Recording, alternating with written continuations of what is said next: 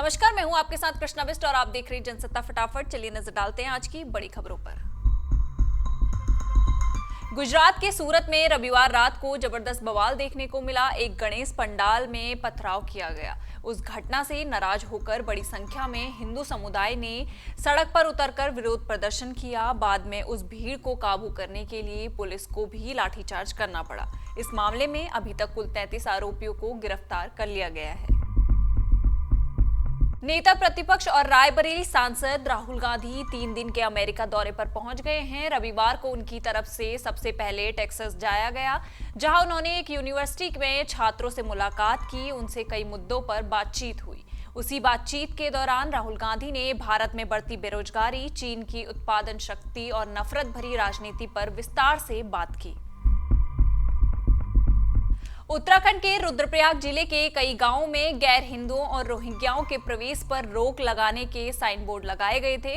जिले के न्यालसू, रविग्राम और सेरसी सहित कई ग्राम सभाओं में गैर हिंदुओं और रोहिंग्याओं के प्रवेश पर रोक लगाने वाले बोर्ड वायरल होते ही प्रशासन ने हटवा दिए हैं। इन दोनों ग्राम सभाओं के बाहर बोर्ड लगाया गया था, जिसमें लिखा था, गैर हिंदुओं, रोहिंग्याओं, मुसलमानों और फेरी वालों का गाँव में व्यापार करना और फेरी लगाना वर्जित है। अगर गांव में कहीं भी मिलते हैं तो दंडात्मक और कानूनी कार्रवाई की जाएगी। जम्मू कश्मीर के राजौरी स्थित नौशेरा सेक्टर में सेना और आतंकियों के बीच मुठभेड़ की खबर है। सेना ने 2 आतंकियों को ढेर कर दिया है।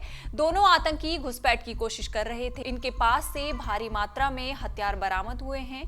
पुलिस और सेना को इनके बारे में इनपुट मिला था। इसके बाद से एलओसी पर अलर्ट जारी किया गया था। अफ्रीकी देश नाइजीरिया में बड़ा हादसा हुआ है। नाइजीरिया में एक फ्यूल टैंकर में ब्लास्ट हो गया। इसके बाद उसमें भीषण आग लग गई। इस घटना में 48 लोगों की मौत हो गई। राज्य की आपदा प्रबंधन एजेंसी ने कहा कि रविवार को नॉर्थ सेक्टर नाइजीरिया में एक वाहन के साथ टक्कर के बाद एक फ्यूल टैंकर में विस्फोट हो गया, जिसमें करीब 48 लोग मारे गए। देश की आपातकालीन प्रबंधन एजेंसी ने कहा कि फ्यूल टैंकर यात्रियों और मवेशियों को ले जा रहे ट्रक से टकरा गया। दुर्घटना के बाद रास्ते में कई अन्य गाड़ियां भी फंस गई।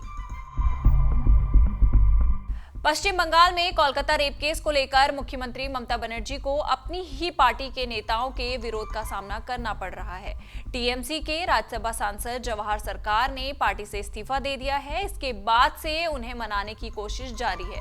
खुद सीएम ममता बनर्जी ने उनसे संपर्क साधा। ममता बनर्जी ने उन्हें इस्तीफे पर विचार करने को कहा है।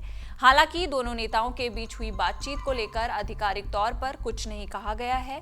जवाहर सरकार ने कोलकाता जूनियर रेप मर्डर मामले में ममता सरकार के रवैये से नाराज होकर इस्तीफा दिया था। बिहार में अपराध रुक नहीं रहा। सोमवार सुबह बिहार में अपराधियों ने भाजपा नेता की हत्या कर दी। अपराधी बाइक से आए थे और उन्होंने भाजपा नेता के सिर में गोली मार दी। बीजेपी नेता की पहचान मुन्ना शर्मा के रूप में हुई है, जो बीजेपी चौक मंडल के पूर्व अध्यक्ष भी रह चुके हैं। इस घटना का सीसीटीवी फुटेज भी सामने आया। मुन्ना शर्मा को सामुदायिक भवन के पास अपराधियों ने सिर में गोली मारी। इसी तरह की देश दुनिया की खबरों के साथ जुड़े रहने के लिए देखते रहिए जनसत्ता।